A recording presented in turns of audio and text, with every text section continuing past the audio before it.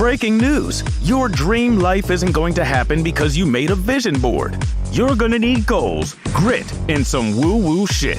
This podcast is about getting clarity on what you want, having the grit to do the actual work, and most importantly, constantly training your brain to be your bitch. Ready to be inspired? Here is your host, best-selling author, Una Duncan.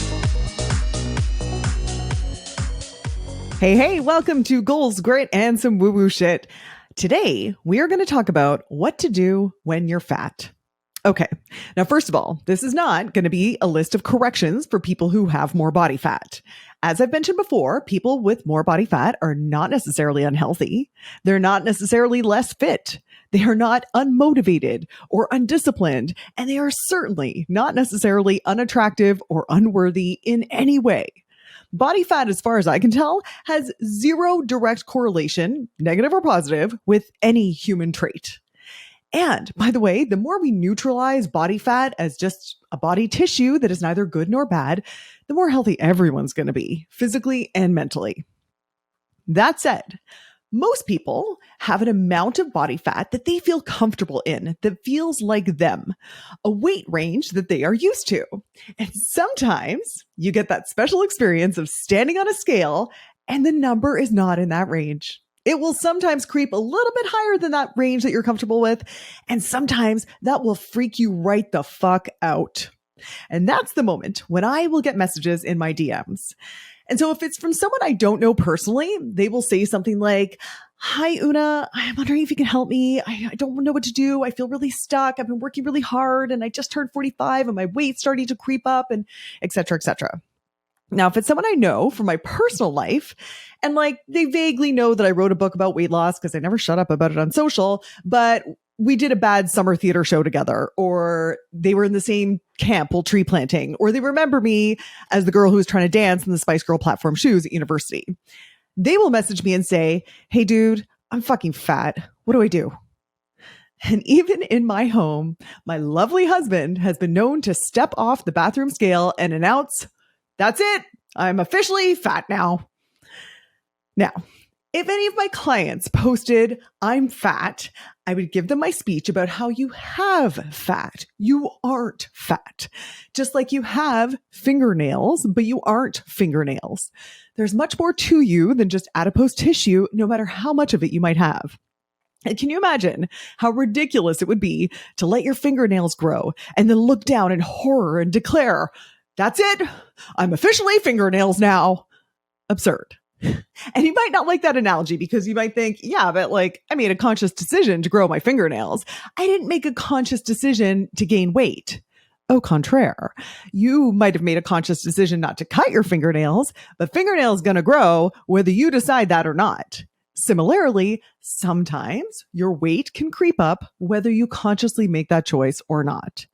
Which is why you might have a really strong emotional reaction when you get on that scale and it says a number that is higher than you expected. So here are the 3 steps I recommend when my people say, "I'm fat. What do I do?" 1, do not freak the fuck out. Here's what freaking out looks like. Well, first of all, it's going around announcing to everyone that you're fat now. And that includes complaining to your spouse and your friends, posting in online forums going, "Oh my God, I'm so fat. I don't know what to do." Showing up to brunch. And when the girls say, "Oh my God, your blazer, you look amazing," you say, "Oh, thanks. I'm using it to cover my rolls. Can you believe I've gained 10 pounds? Do you really want to go around creating and reinforcing that new identity? Never mind that other people probably will not notice until you point it out. You're also repeating a mantra of a new identity of being fat in your head. Quit it." Freaking out can also look like Googling "sudden weight gain female age 56" or whatever. That is about as smart as Googling symptoms, fatigue, headache, inability to concentrate. You're going to spend 10 minutes before you conclude that you obviously consumed a brain-eating parasite. Or in this case, you are going to convince yourself that you definitely have an underactive thyroid, adrenal failure, screwed up hormones, and a menopausal pooch that won't go away unless you buy some shit that you are going to be very susceptible to buying in that moment of freaking out. By all means, if you in your calmest and least triggered moments, think that you might have a health concern, go get it checked out.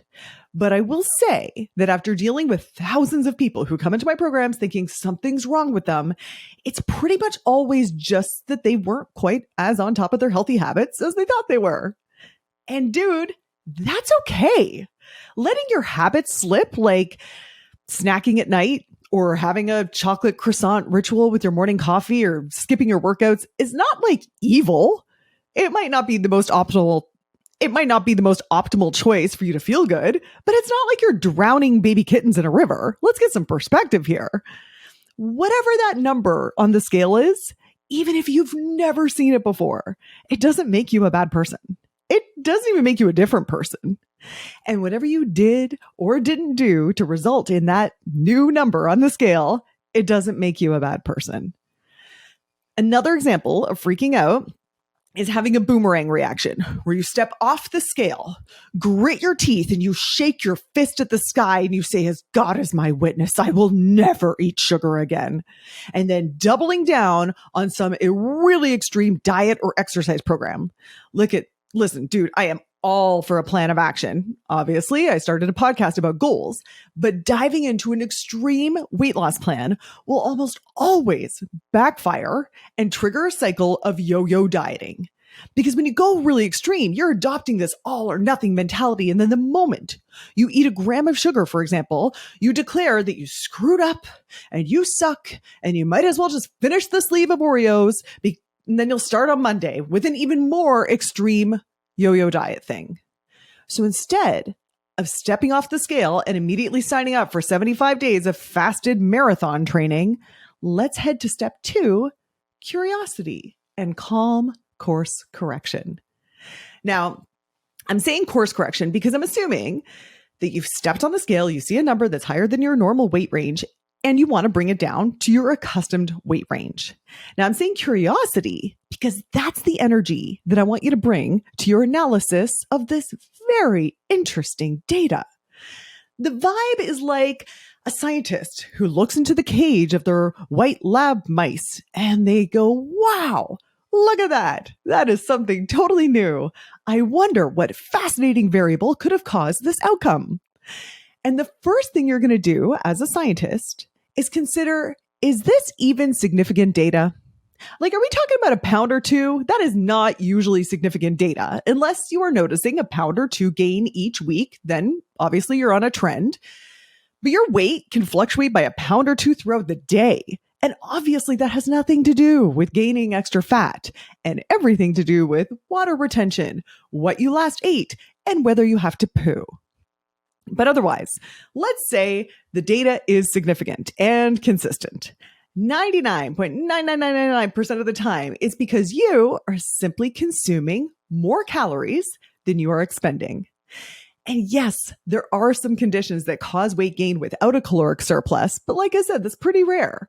It's much more likely that if you have gained extra body fat, you're consuming more calories than you are expending, which again is not a crime against humanity and it's not a failure of character. It's just information. Now, if you stay calm and neutral about this information, you'll probably have a pretty strong hunch about how that's happening. You might think, yeah, actually, you know what? I have been really strapped for time and I've been eating more processed food than usual. It makes total sense that they would be more calorie dense. Or, you know what? I tend to move less during the winter. Looks like that might be affecting my daily energy requirement. Or, I have been really enjoying my wine lately. Looks like those extra calories are adding up. No drama, no blame. It's just a hypothesis. And what do you do with a hypothesis? You test it. So this is what a calm and curious course correction looks like. I have a hypothesis that if I abstain from wine this week, my weight will start to trend back towards the zone that I'm used to. And then in order to do the best experiment, you have to, 1, test that one variable at a time. You do not need to do a whole extreme life makeover that you are not going to be able to stick with. 2, you got to be consistent with that one variable. If you're testing the wine consumption, you really have to stick with the wine consumption that you are You got to be consistent with the one variable. If you're testing not drinking wine, then you really have to not drink the wine. 3, you have to allow for lag time. You can't skip the wine for one evening and then expect to collect any significant data about whether or not the extra wine was causing the weight.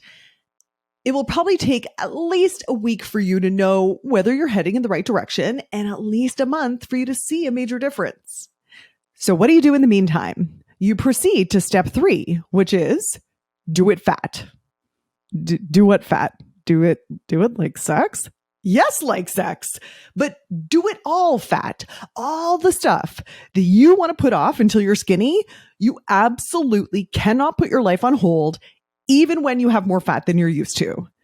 You got to wear the bikini at the beach. And this is your chance to practice feeling as confident as Lizzo. I'm telling you, confidence, it's not delivered in the mail when you hit some magic number on the scale. It comes with practice. You got to sign up for the recreational soccer league. Sign up for the Pilates class with all the skinny girls. Even if you aren't fit yet, this is how you're going to get fit. You got to take the photos for your online dating profile. You don't want a partner who's only attracted to your very skinniest self anyway. Go shopping for clothes that you love and that fit you perfectly in your fatter body because it's just as deserving as your thinner body. If you don't do it fat, if you punish yourself and you make your life small, you will make feeling fat the worst feeling in the world. And you will go to extreme lengths to never feel that way, which is how people end up in those yo-yo dieting cycles that are doomed to fail, make you feel like shit about yourself, and ruin your metabolism. When you are fat, this is the best time to make friends with yourself. Try to just get into your bigger boobs. Enjoy your big puffy bum and your thighs. I mean, it might not be your jam, but it's definitely someone's jam. I'm not going to link to it, but Google FetLife and you'll see what I'm talking about. There is someone out there who would love to just nuzzle into your back rolls or whatever you've decided is unlovable about you. I don't know if that makes you feel better. I'm just saying it's out there. The idea is to practice feeling good, feeling confident, feeling badass at any size. All those feelings that you are saving for when you are thin, practice them now because it's actually the feeling that you want anyway. And bonus, you are much more likely to engage in feel-good behaviors like eating healthy, like getting exercise, like sleeping well. The irony about loving yourself when you're fat is that it puts you in the mindset and the emotional state that's most likely going to make you thin. All right, dude, let's review. The next time you step on the scale and you see a number that you don't like and you hear yourself thinking, oh shit, I'm fat. Here's the plan. 1, do not freak the fuck out. Don't go around talking about how fat you are. Don't start searching for answers online. The answers are inside. And don't boomerang into some crazy extreme diet or exercise program that you can't sustain, and then you'll gain more weight and your self-confidence will take a hit. Instead, proceed to step 2, curiosity and calm course correction. When you get calm and you have zero judgment about it, you can probably come up with a pretty good hypothesis about how you ended up in a caloric surplus. Test that hypothesis by altering a specific variable and do that consistently for at least a week before you collect any more data to see if it's moving in the right direction. And don't really expect to see a big difference in your body until you've been consistent for about a month. In the meantime, proceed to step 3. Do it fat. Do the sex, do the outfits, do the activities, do the confidence and the self-love and the body appreciation and the gratitude, all the life and all the feelings that you think you want to put off until you're skinny. Do it now. You are not letting yourself off the hook. You are living a full and beautiful life, which is possible and desirable at any size. And also, bonus, putting yourself in the best mindset to do all the healthy and self-loving behaviors, which will also get you to a weight that feels more comfortable to you. All right, my friend, with that, we are concluding the 20th episode of Goals, Grit, and Some Woo-Woo Shit, and the end of season 1. I really hope you found this podcast helpful. And if so, please leave me a review so that I know. There will definitely be a season 2 because I've already got interviews set up with some absolutely killer guests. But if there's anything that you especially liked or anything you'd like to hear more of in season 2, let me know. All my links are in the show notes. And until we meet again, I am sending you all my woo-woo manifesting vibes and a big macho high five that all your goals are coming true. I'll chat soon. Hey dude, thanks for listening. If you like this episode, make sure you're subscribed so you can get the next one.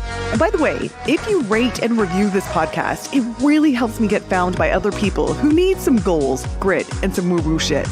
And be sure to connect and DM me at Una Duncan on Instagram and let me know what you thought of the episode. Chat soon.